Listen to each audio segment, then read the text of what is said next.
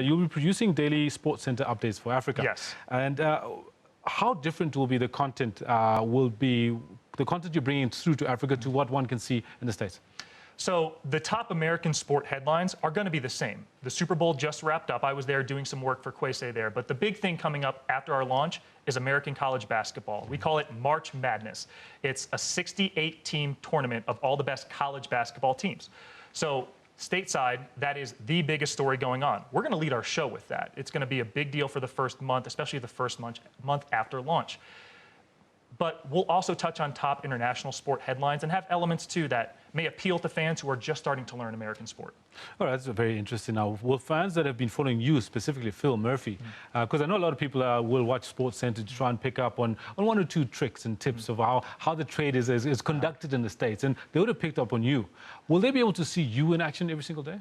Starting off, yeah, I'll be working 7 days a week, so they'll get very used to me. And you know, if people have asked me, are you excited? Are you fearful? Because there are no off days. But this for me, SportsCenter is the standard in the U.S. in terms of broadcast journalism in sport. Yep. So it's an exciting opportunity. So yes, 7 days a week, 8 p.m. Central Africa time. Now I mentioned we have some live sport going on, and in the first month, the college basketball tournament actually will run into our show. So you know how live TV works. Yeah. Sometimes if a game goes to extra time or overtime, we may have to stray a little bit from that 8 p.m. start time, but that is our scheduled start time every night, 7 days a week, 8 p.m. And then at some point along the way, we'll have some other very talented anchors come in and fill in for me. No sleep for you.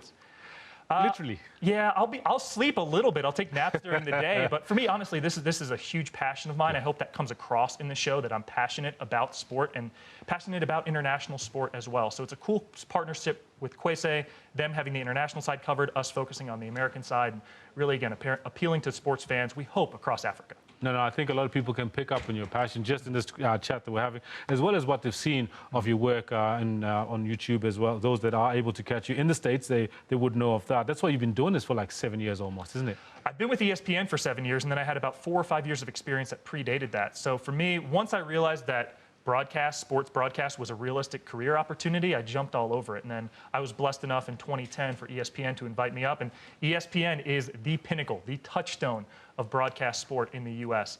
So I jumped at that, and I've been there for 7 years, focusing on American college football, mixed martial arts, so UFC fighting, a little bit of that, and just other elements with football as well. So I'm going to take that focus, bring it to SportsCenter, and then also just being an American sport fan, it's something I'll be able to speak to other sports as well. No, very interesting. Like, how do you see traditional American sports taking root here? I know we know basketball is here already, but now let's look at something that's a little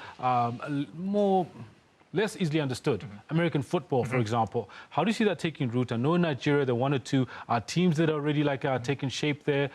Baseball itself has been there and thereabouts. I know there's a baseball club, for example, in Randburg, just down the road. Yeah. But how do you see traditional American sports taking root on the continent as for players to actually take part in? We've already seen a measure of passion and knowledge from African sports fans. It's been really cool to see how these games have taken hold. I spoke to Emmanuel Acho, who plays in the NFL, and he goes back to Nigeria every year. He does some humanitarian work in some in-need communities there, and he said he's been blown away at how many football teams he's seen, American football teams he's seen grow and the sport expand.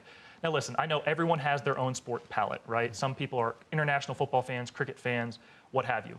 We hope that whatever the appetite is, we can satisfy it. So if it's small or large, we hope to help make it grow, help inform, and entertain the fan.